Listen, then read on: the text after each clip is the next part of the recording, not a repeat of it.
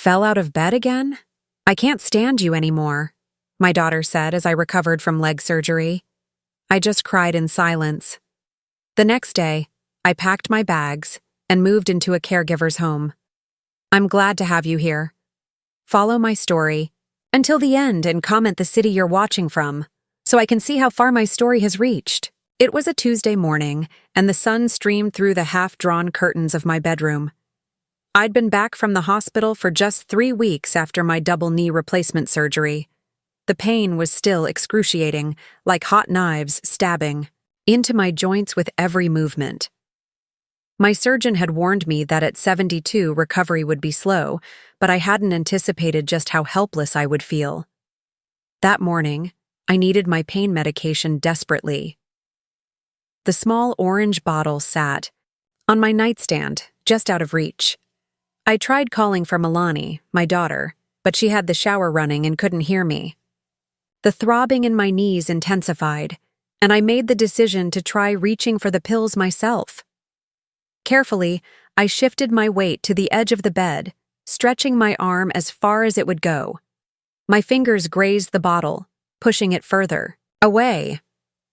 I leaned a little more, and then it happened.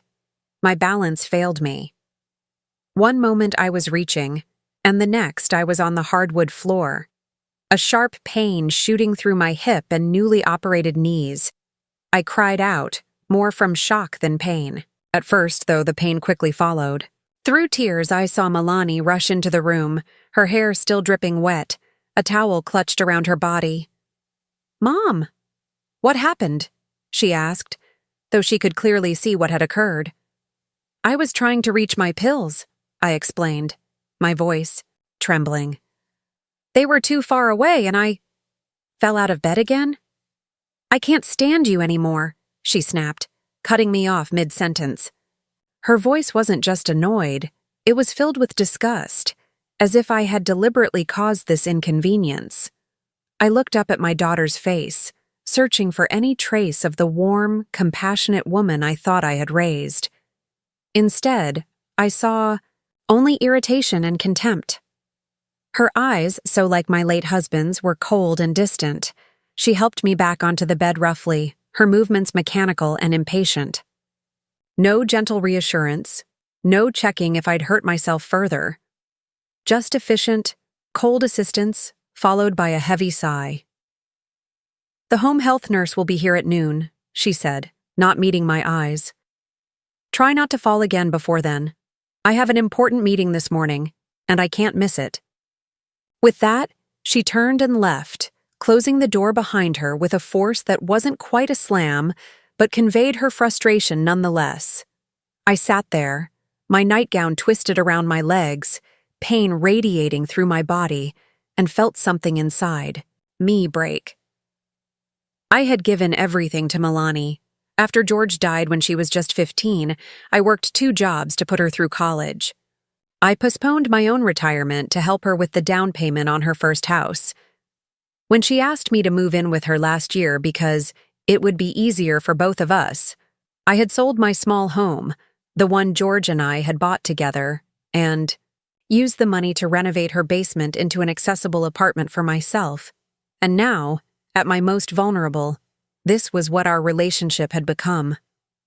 I cried silently, careful not to make any sound that might further irritate Milani. The tears rolled down my weathered cheeks and soaked into the collar of my nightgown. Not tears of self-pity, but of mourning. For the relationship I thought we had. For the daughter I thought I knew. Later that day, after the home health nurse had checked my knees and helped me bathe, I asked her to hand me my address book from the drawer. "Is there someone you'd like me to call for you, Mrs. Wells?" she asked kindly. "No, dear," I replied. "I just need to look something up." When she left, I found the business card that my friend Marjorie had given me months ago. A place called Sunset Gardens, a residential care facility where her sister-in-law lived. "Just in case," Marjorie had said, and I had tucked it away, never thinking I would need it. That night, after Milani had gone to bed, I called the number on the card. The night manager answered, and I explained my situation in hushed tones. She was compassionate and practical, telling me they had a room available at the end of the week if I wanted to come see it. "Yes," I whispered into the phone. "I'll come." I hung up and stared at the ceiling, the decision cementing itself in my mind. For the first time in months, despite the physical pain, I felt a strange sense of clarity. I would not stay where I wasn't wanted. I would not be a burden to a daughter who couldn't stand me anymore. I had spent my entire adult life caring for others. It was time to find a place where someone might care for me. The next morning, while Milani was at work, I called a taxi and asked the driver to help me with my walker. I visited Sunset Gardens, signed the necessary paperwork, and put down a deposit using my small savings. The room was modest but clean, with a window overlooking a garden. It wasn't home, but perhaps it could be. When I returned, I began packing. Quietly, one small bag at a time, hiding them in my closet. I wrote a letter to Milani explaining my decision. Not accusatory, not bitter, just honest. I told her I loved her, but needed to be somewhere I wouldn't be a burden. I left out the pain her words had caused me. Some wounds are better left unmentioned. That night, I looked around the room that had been mine for the past year, remembering how hopeful I had been when I moved in. I thought we would grow closer, that I would be a help to her, not a hindrance. I thought we would have movie nights and Sunday dinners.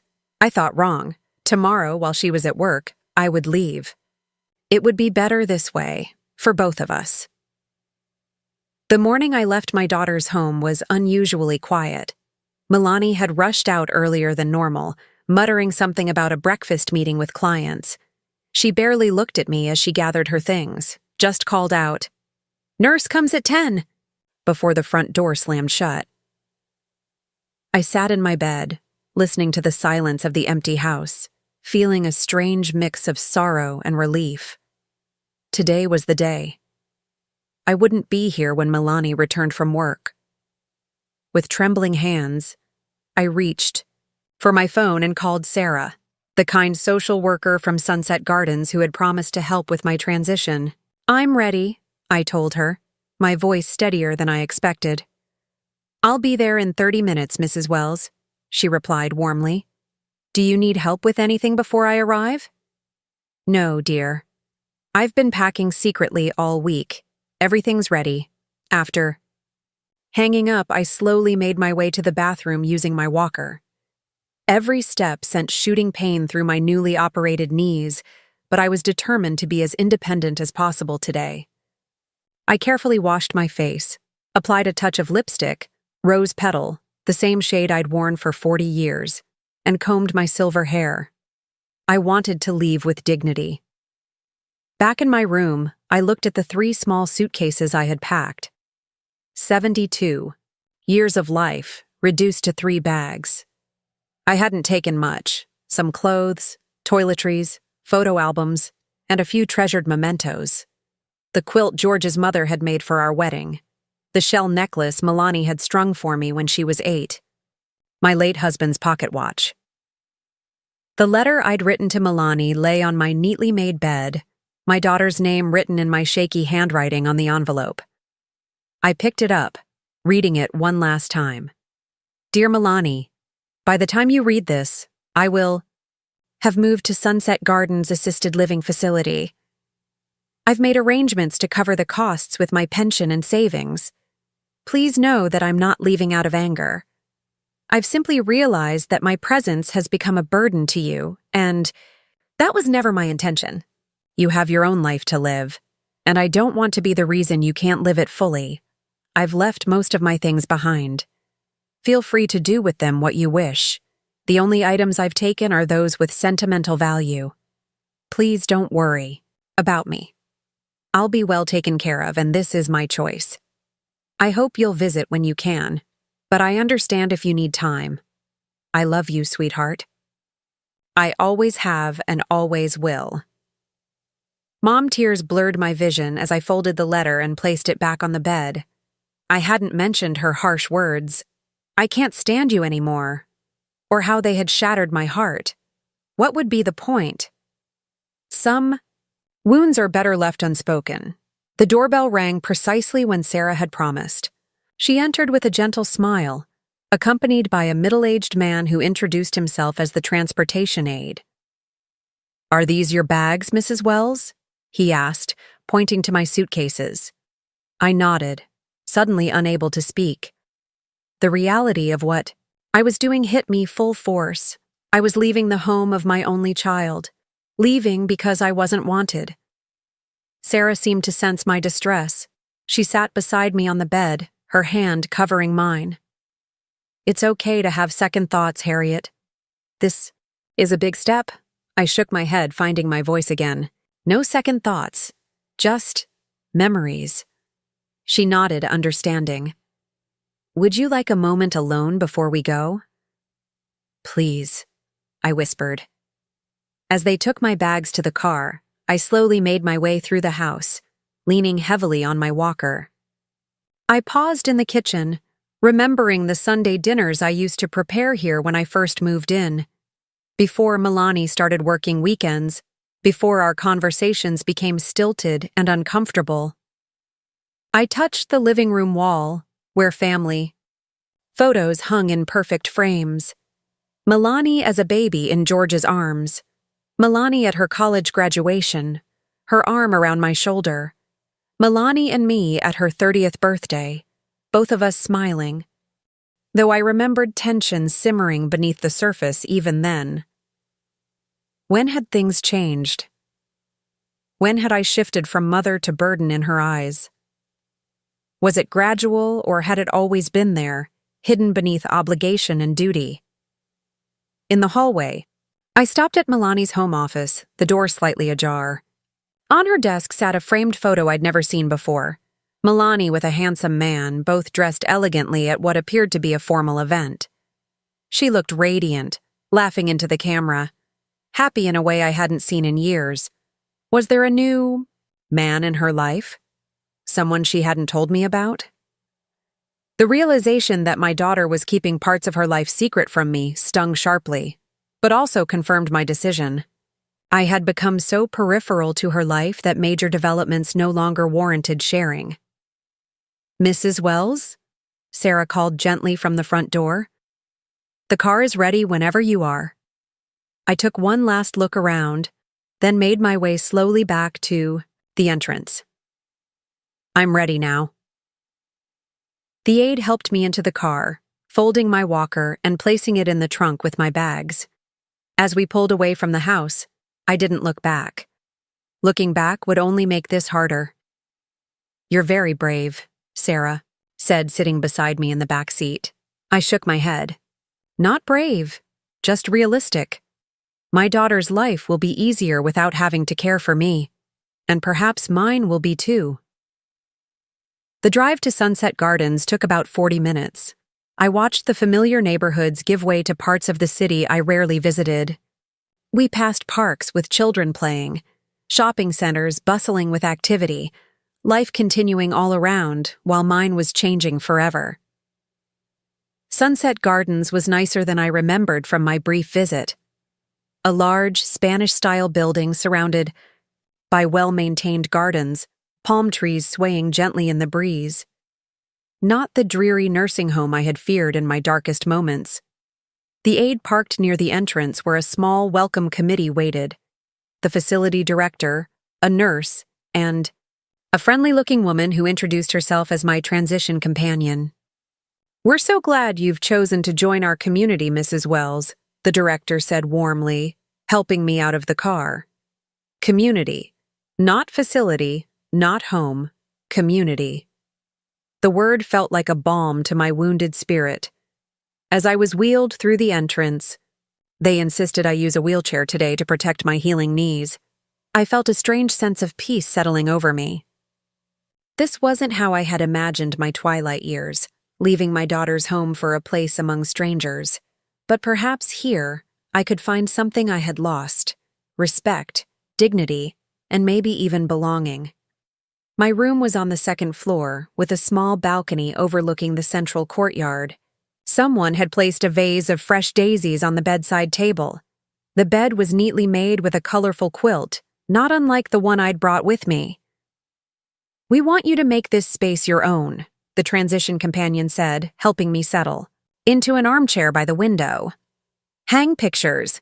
Bring in small furniture pieces if you like. This is your home now. Home." I tested the word in my mind as they brought in my bags and helped me unpack. Could this become home? Only time would tell.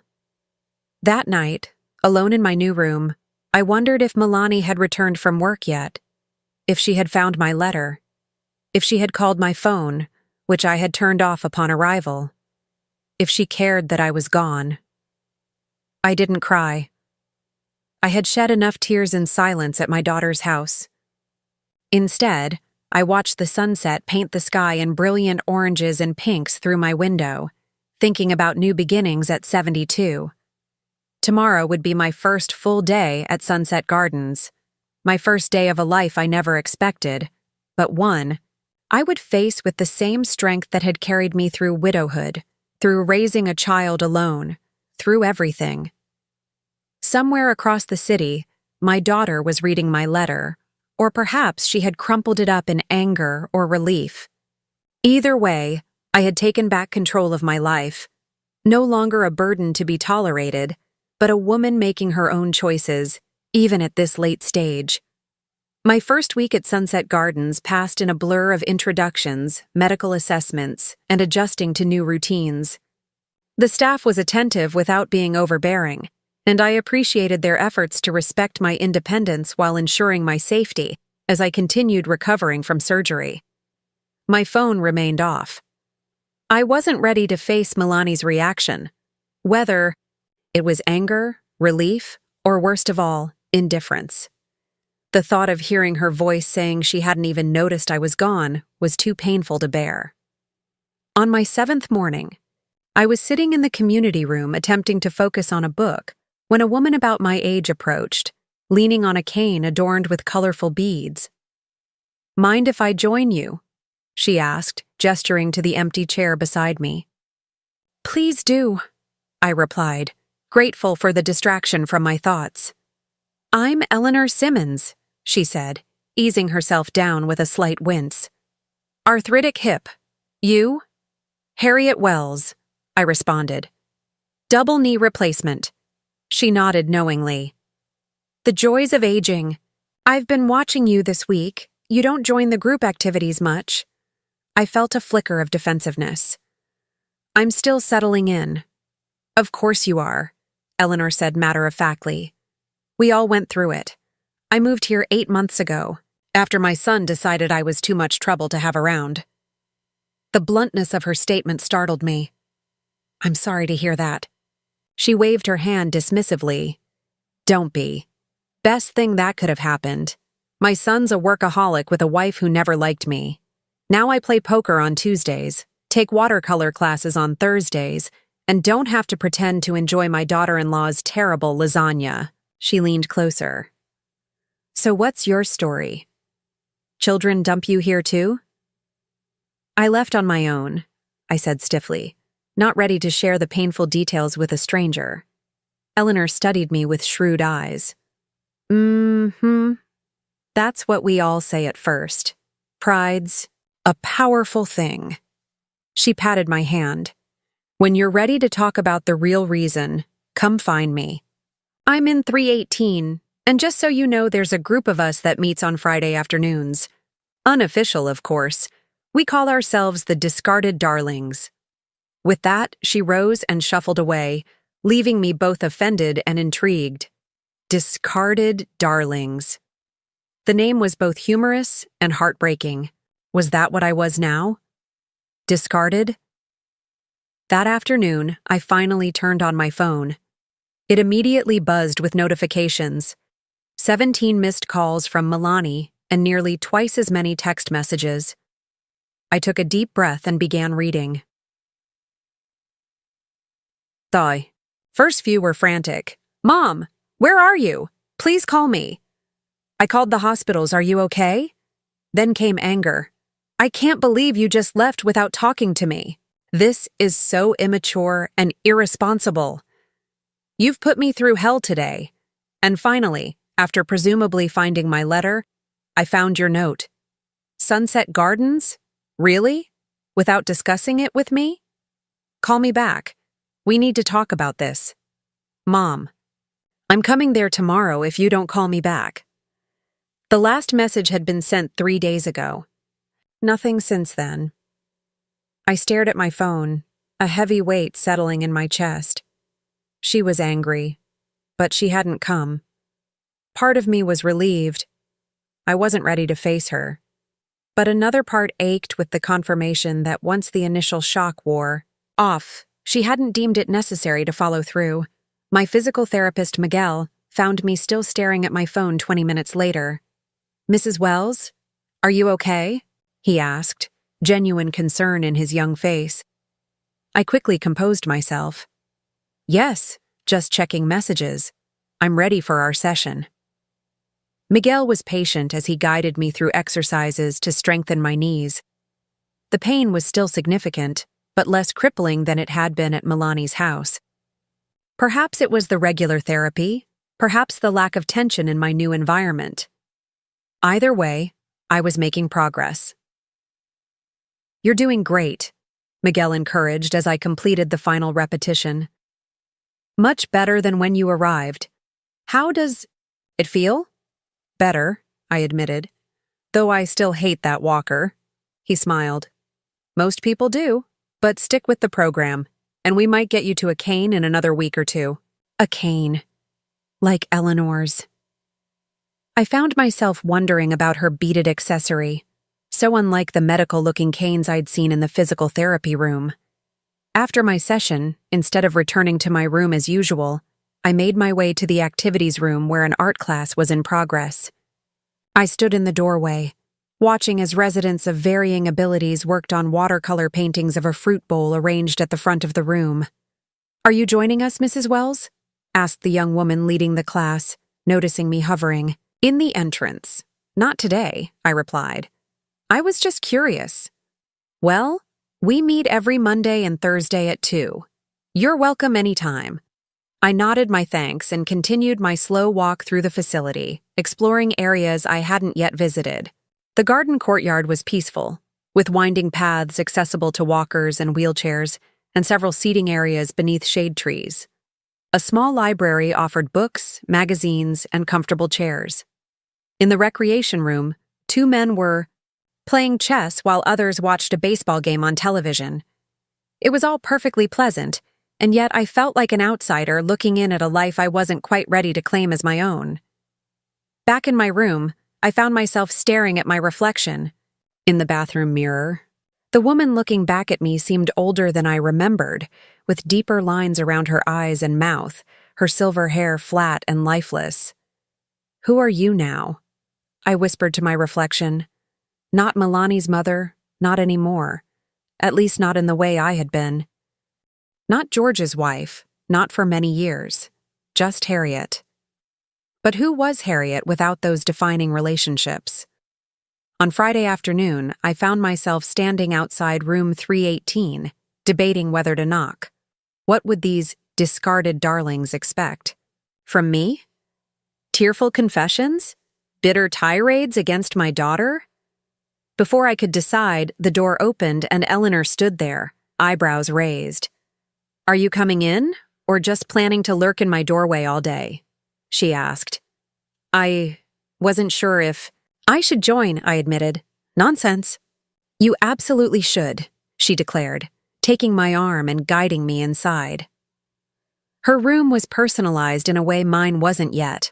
Colorful throws over the standard-issue furniture, walls covered with framed artwork, potted plants on every surface. 5 other women were already there, sitting in a loose circle of chairs. Everyone, this is Harriet, Eleanor announced. She's new, still thinks she came here voluntarily, and has excellent taste in cardigans. A ripple of gentle laughter went through the group, and to my surprise, I found myself smiling too. Welcome, Harriet, said a tiny woman with startlingly bright red hair. I'm Dot. Don't believe everything Eleanor tells you about us. We're not bitter, we're just honest. Speak for yourself, chuckled another woman. I'm Mabel, and I am absolutely bitter. My daughter-in-law redecorated my house while I was recovering from gallbladder surgery, and when I objected to the leopard print sofa, they decided I'd be happier here. Each woman introduced herself, each with a story of how they had come to Sunset Gardens. Some were heartbreaking, others darkly humorous, all painfully familiar in one way or another. When they looked to me expectantly, I took a deep breath.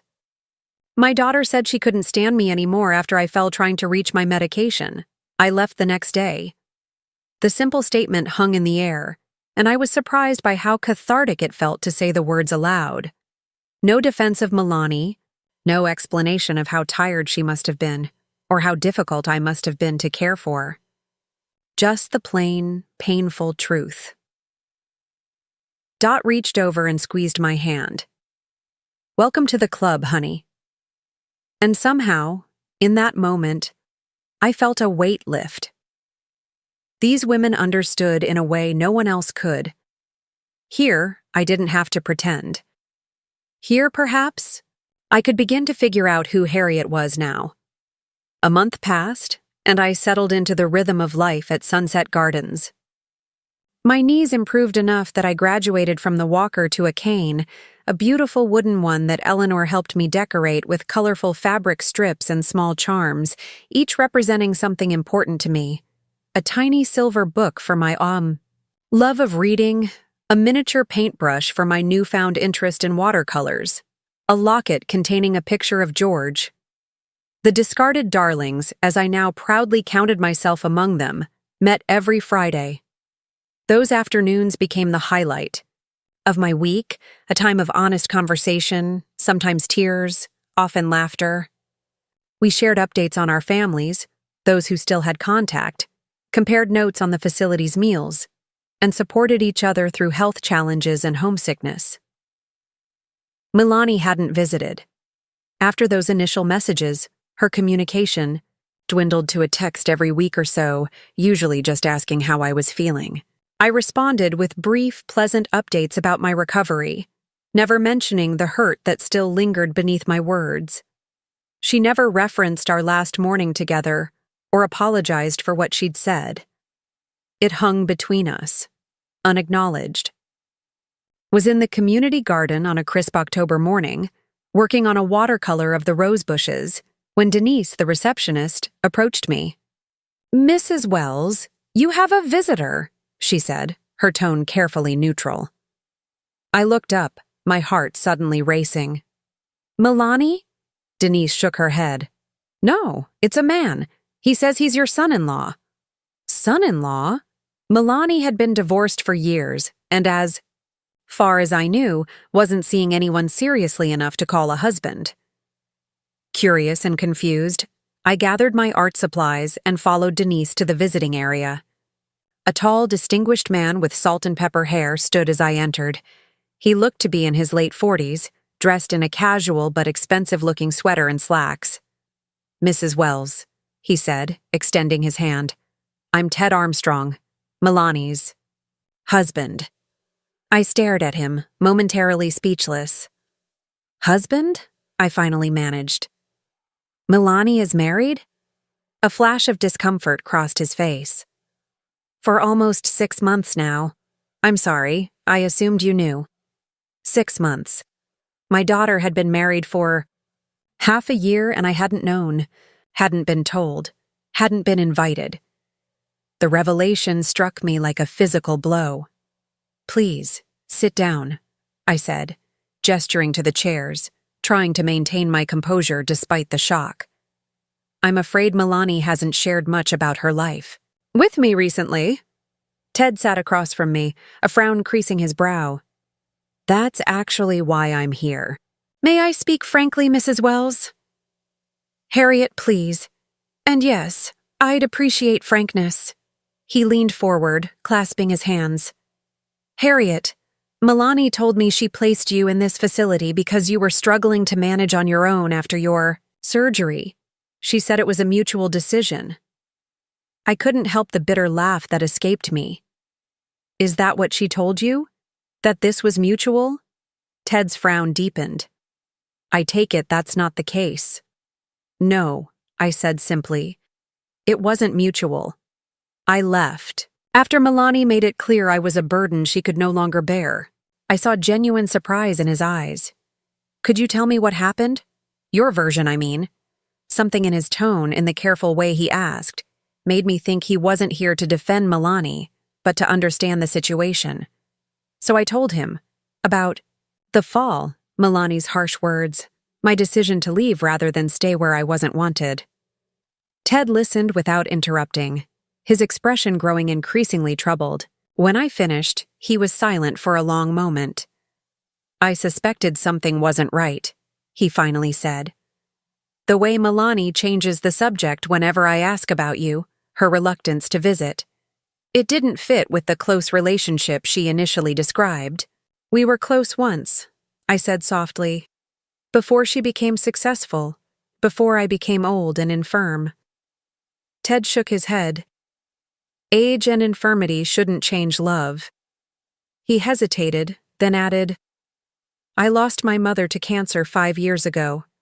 I would give anything to have had more time with her, even if it meant caring for her through illness. The sincerity in his voice touched me. You sound like a good son. I tried to be. He straightened in his chair. Harriet, I didn't know about you until after Milani and I were married.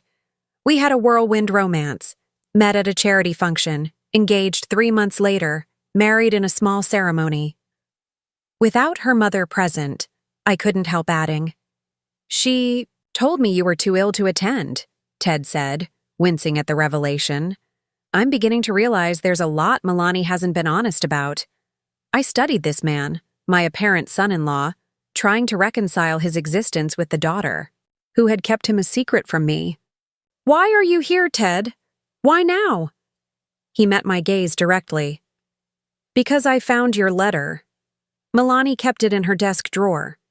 I came across it while looking for some documents, and it contradicted everything she'd told me about your situation. I needed to see for myself, my letter, the one I'd left on my bed the day I departed. She'd kept it but never responded to what I'd written. And now that you've seen for yourself? I asked. Now I think my wife and I need to have a serious conversation. He paused. And I think she needs to make things right with you. I shook my head. I don't want her forced into an apology she doesn't mean. It's not about forcing an apology, Ted replied. It's about honesty and responsibility. Milani presents herself as someone who values family above all. It's one of the things that attracted me to her. But this, he gestured around at the facility. This deception doesn't align with those values. I felt a strange mixture of emotions, vindication that someone else saw through Milani's narrative, sadness that her dishonesty extended to her marriage, and a tiny, persistent spark of hope that perhaps things could change. What will you do? I asked. Ted stood, straightening his sweater. First, I'll talk to Milani. Then, if you're willing, I'd like to bring her here to see you, to start rebuilding whatever can be salvaged. I'd like that, I admitted. Despite everything, she's still my daughter. He nodded, understanding in his eyes. I should go. Thank you for your honesty, Harriet. And for what it's worth, I'm sorry we're just meeting now. I would have liked to know you sooner. After Ted left, I sat alone in the visiting area for a long time, processing what had just happened. My daughter was married. She had lied to her husband about me, about why I was here. And now that lie was unraveling. I didn't know whether to feel hopeful or terrified about what might come next. That evening, I shared the news with Eleanor as we sat in her room, working on knitting projects, hers an elaborate sweater, mine a simple scarf that kept developing mysterious extra stitches. So the daughter who couldn't stand you anymore got married without telling you, then lied to her husband about abandoning you here? Eleanor summarized bluntly. And now he's promising to bring her for a family reunion? Sounds like a soap opera. I die. Couldn't help laughing at her assessment. When you put it that way, it does sound rather dramatic. Eleanor set down her knitting. The question is, what do you want from this, Harriet? Are you ready to forgive her? I considered the question carefully. I don't know if it's about forgiveness exactly. I just want the truth acknowledged. I want Milani to see me, really see me, as a person, not just a problem to be solved or a burden to be shifted elsewhere. And if she can't do that? Eleanor asked gently. Then at least I'll know, I said. And I can stop waiting for something that will never happen.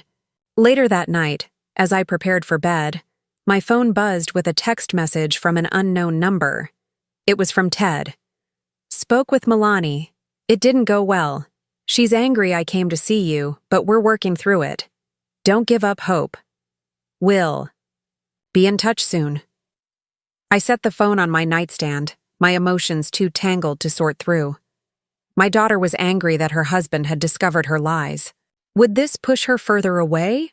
Or could it be the catalyst for honest communication at last?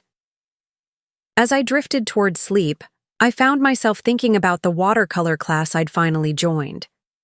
The instructor had taught us about negative space, the areas around and between subjects that help define the subject itself. Sometimes, she explained, the negative space is as important as what you're painting. Perhaps the space between Milani and me, the silence, the distance, had been defining us both for too long. Maybe it was time to fill that space with something new, even if it began with confronting painful truths. Tomorrow, I decided, I would paint something for Milani. Not as a peace offering exactly, but as a statement. This is who I am now. This is what I've become in your absence. See me. A week passed with no further word from Ted or Milani. I tried to focus on my daily activities, physical therapy, art class, afternoon tea with the discarded darlings, but the uncertainty gnawed at me. Had Ted's intervention made things worse? Had Milani forbidden him from contacting me again? Was putting the finishing touches on the painting I'd created for Milani, a watercolor of a mother and daughter standing with their backs to each other, connected only by the faintest thread of light between them, when there was a knock at my door. Mrs. Wells? It was Denise from reception. You have visitors in the main lounge. Visitors. Plural. My heart jumped to my throat. Thank you, I said, setting down my paintbrush. I'll be right there. I took a moment to collect myself, smoothing my cardigan and checking my reflection in the mirror. The woman looking back at me was different from the one who had arrived at Sunset Gardens 2 months ago. My eyes were clearer, my posture straighter. Even my silver hair seemed to have more life, styled in a becoming bob that Mabel, a former hairdresser, had cut for me last week. I was no longer just surviving. I was living. With my decorated cane in one hand and the painting carefully tucked under my other arm, I made my way to the lounge. As I approached, I could hear raised voices, one unmistakably Milani's, her tone sharp with frustration. I can't believe you brought me here like this. We should have discussed it more. We've been discussing it for days, Milani. Ted's deeper voice interrupted. Or rather, I've been trying to discuss it while you've been avoiding the subject. I paused in the doorway, momentarily unnoticed. Milani stood with her back to me, her shoulders tense beneath a crisp blazer. Ted sat on the sofa, his expression weary but determined. When he spotted me, relief flashed across his face. Harriet, he said, standing. Thank you for coming. Milani whirled around, her eyes widening as they fell on me. For a moment, she looked like the little girl I remembered. Uncertain, vulnerable. Then her professional mask slipped back into place. Mom, she said stiffly. You're looking well. Hello? Milani, I replied, my voice steadier than I expected. It's been a while. An awkward silence stretched between us. Ted gestured to the seating area. Shall we sit? I moved forward, settling into an armchair, the painting resting against my leg. Milani reluctantly sat on the edge of the sofa, as far from Ted as possible. I was beginning to think you weren't going to visit, I said, looking directly at my daughter. Milani fidgeted with her watch. I've been busy. Work is demanding, and with the wedding I wasn't invited to? The words slipped out. Before I could stop them, her eyes darted to Ted, then back to me. It was very small, just a few close friends. We didn't want a big fuss. Not even enough fuss for your mother? I asked quietly. Ted cleared his throat. Milani, we agreed to be honest today. She shot him an irritated look before turning back. To me. Fine. I didn't invite you because I didn't want to explain to everyone why my mother was living in a care facility. It would have raised too many questions. The bluntness of her admission stung, but it was the truth I had been seeking. Questions about why you couldn't stand me anymore, I asked, quoting her words from that fateful morning. Milani flushed. I was stressed that day. I didn't mean it the way it sounded. How exactly did you mean it then? She threw up her hands. Mom, you were impossible to care for. You needed constant attention. You complained about everything. You made me late for work repeatedly. My whole life was being consumed by your needs. So you resented me, I stated flatly. Yes, she exclaimed, then immediately looked ashamed. I mean, it was complicated. I wanted to help you, but it was too much. I'm not a nurse. I have a career, a life, a husband, I added pointedly. Milani at least had the grace to look guilty. Ted and I were already engaged when you moved in. I was going to tell you, but then your surgery happened, and everything became so chaotic. Chaotic enough that you forgot to mention you were getting married? I couldn't keep the hurt from my voice. Ted leaned forward. Harriet, for what it's worth, I had no idea you didn't know about our engagement or wedding. Milani told me you were too ill to attend. I nodded, acknowledging his words while keeping my focus on my daughter. Were you ashamed of me, Milani? Is that why you kept your marriage a secret? No, she protested, then hesitated. I don't know. Maybe. You were so different after your surgery. Needy, dependent. You weren't the strong mother I remembered. It was like watching you disappear. Her words cut deep, but they also illuminated something I hadn't fully understood before.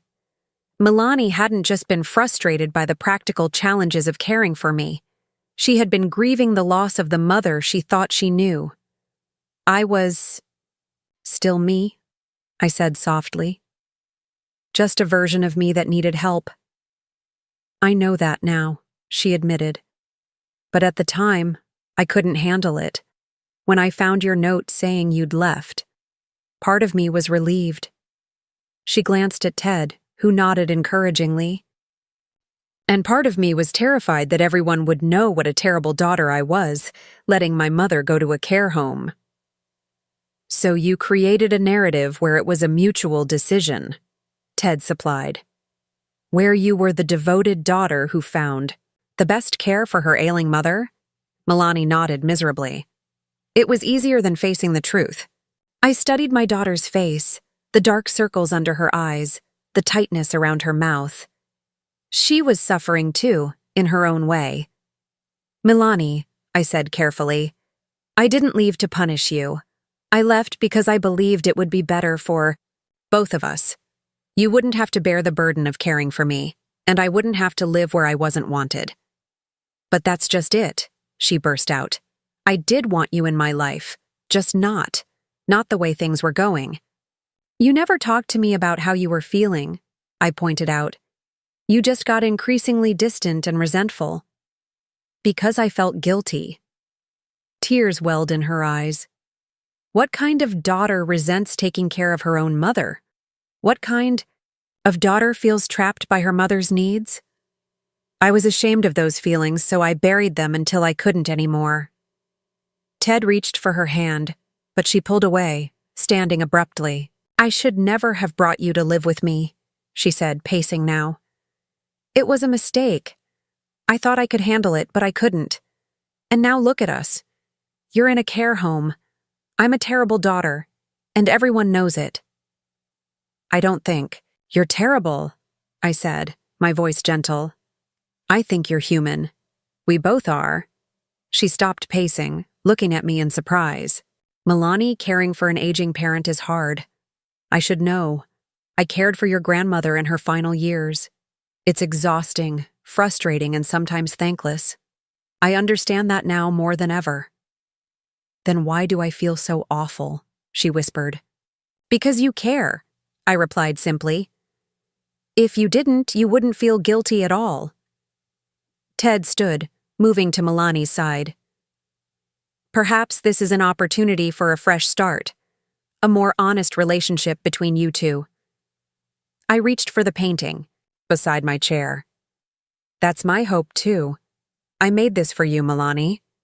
She hesitantly took the watercolor, studying it with confusion, then dawning understanding. It's us, she said softly. Standing apart but still connected. I nodded. That's how it's felt, but it doesn't have to stay that way. Milani's fingers traced the delicate thread of light between the two figures. I didn't know you could paint. There's a lot we don't know about each other anymore, I said. But we could change that, if you're willing. She looked up, tears streaming freely now. I'm sorry, Mom. I'm so sorry for what I said, for how I treated you, for not inviting you to my wedding. I was wrong. It was the apology I had waited months to hear. But now that it had arrived, I realized something important. It wasn't enough just to hear the words. What mattered was what came next. I accept your apology, I said carefully. But Milani, I need to know. What do you want from our relationship going forward? She looked startled by the question. I don't know. I haven't thought that far ahead. Ted touched her shoulder gently. Perhaps that's something you both need to consider carefully. I nodded in agreement.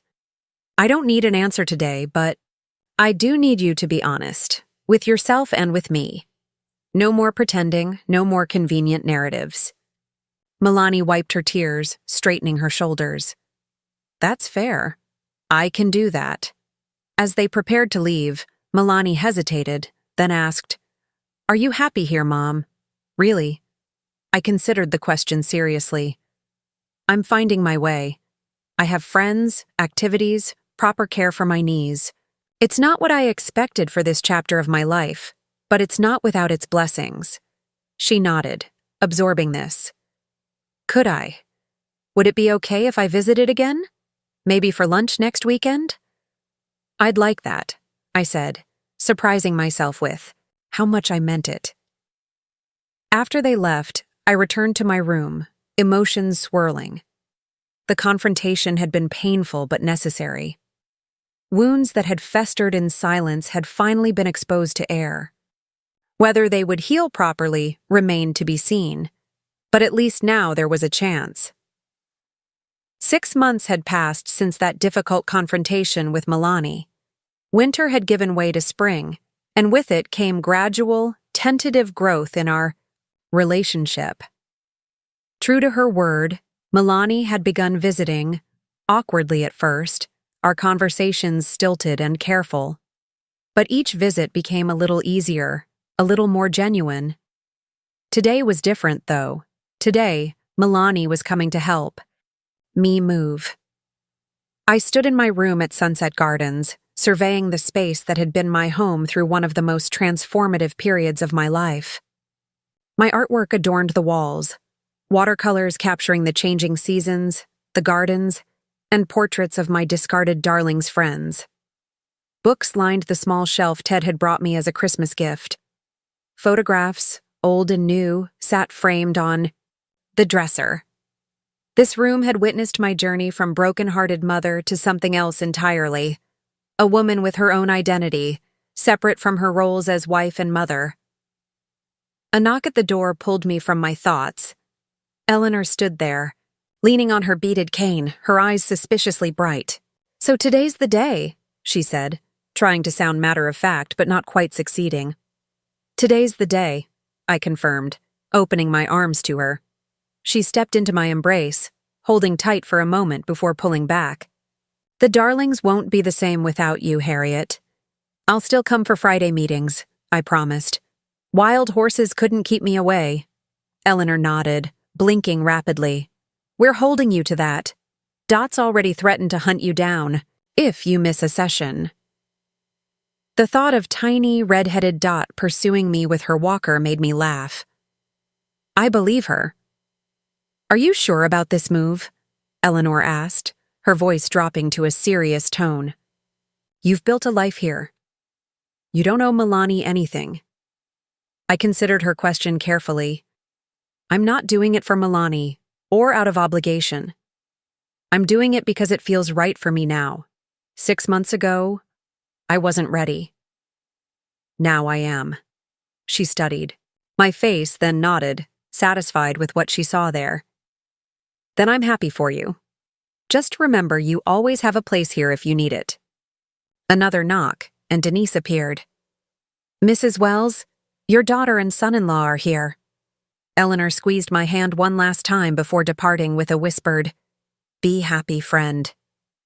Moments later, Milani and Ted entered, both smiling warmly. "Ready, Mom?" Milani asked, glancing around at the boxes stacked neatly by the door. "As I'll ever be," I replied. Ted began loading the boxes onto a cart while Milani helped me gather the last few personal items.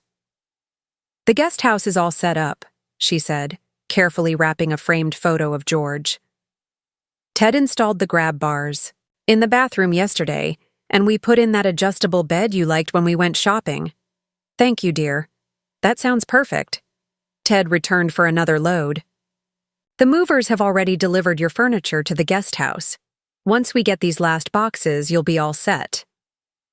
The guest house, a small but lovely cottage on Ted and Milani's property, originally built as a pool house but renovated over the past months specifically for me. Independent living with family nearby, a compromise that honored both my need for autonomy and our desire to rebuild our relationship.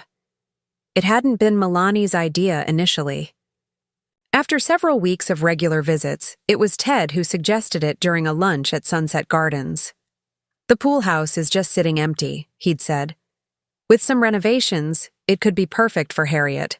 Close enough for regular interaction, but separate enough for privacy." Milani had looked uncertain. "I don't know. Mom, would you even want that, after everything?" I'd been equally hesitant. "It's a generous offer, but I'm not sure if it's wise. We've only just started to repair our relationship." "Maybe that's exactly why it could work," Ted had suggested. "You'd have your own space, your own life, but opportunities to build new memories together. No pressure, no forced cohabitation like before." We'd agreed to think about it, and over the following months, as our relationship slowly healed, the idea took root and flourished. Now, as we loaded the last of my belongings into Ted's SUV, I took a final look around the room that had sheltered me through my darkest days. "Thank you," I whispered to the empty space. The drive to Ted and Milani's home took about 30 minutes. As we turned into their driveway, I felt a flutter of nerves. Was this the right decision? Was I setting myself up for more heartbreak? But as we rounded the curve of the circular drive, I caught my first glimpse of the guest house, a charming cottage with a fresh coat of pale yellow paint, white trim, and a small covered porch adorned with flowering planters. It looked nothing like the pool house I remembered from my previous visits. "Surprise," Milani said, watching my reaction. "We painted it last weekend. Yellow was always your favorite color." I was touched that she remembered. "It's beautiful." Inside, the transformation was even more remarkable. The space had been completely reconfigured to create an accessible, comfortable living area with a small kitchenette, bedroom, bathroom, and sitting room. Large windows let in abundant natural light, and French doors opened onto a private patio. But what truly took my breath away were the details: the bookshelf filled with my favorite authors, the easel set up by the window with new art supplies, the comfortable chair identical to the one I'd loved at Sunset Gardens. They had paid attention to what mattered to me. "What do you think?" Milani asked, an edge of anxiety in her voice. "Is it okay?" "It's more than okay," I said, emotion tightening my throat. "It's perfect." Ted smiled, squeezing Milani's shoulder. "I'll start bringing in the boxes. You two take your time." When he'd gone, Milani and I stood in silence for a moment, taking in the significance of this new beginning. "I was so afraid you'd say no," she finally admitted. "That you'd rather stay at Sunset Gardens than take a chance on us again." "I almost did," I confessed. "Not because I didn't want to be closer to you, but because I was afraid of falling back into old patterns." She nodded, understanding. "I was afraid too. Afraid I'd get overwhelmed again, that I'd resent having you nearby, that I'd fail you somehow."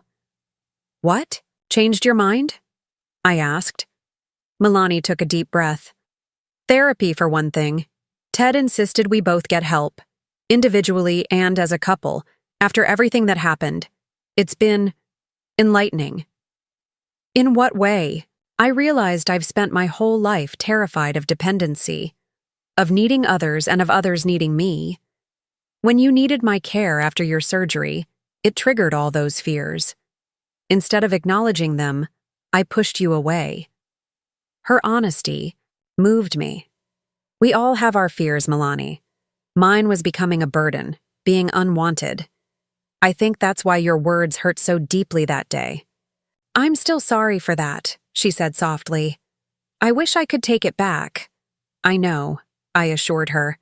"But perhaps if you hadn't said it, we wouldn't be here now. Sometimes painful honesty is the beginning of healing." Ted returned with more boxes, and soon we fell into a rhythm of unpacking and arranging. By late afternoon, the cottage had transformed from a beautiful but impersonal space into my home. As evening approached, Ted disappeared back to the main house, returning with a picnic basket. "Dinner is served," he announced, setting it on the small dining table. "I thought we'd eat here tonight, christen the place properly." The three of us sat down to a simple but delicious meal of roast chicken, fresh bread, and salad. As we ate, conversation flowed more easily than it had in years. We talked about Ted's work as an architect, Milani's recent promotion, my art classes, and plans for the garden between the main house and cottage. "I was thinking," Milani said as we finished our meal, "that maybe you could teach me to paint." "I always admired that about you, your creativity, even before you started taking classes." The request surprised me. "I'd love that, though I'm hardly an expert." "Better than me," she smiled.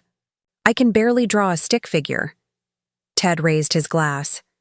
"To new beginnings, new skills, and family, however we define it."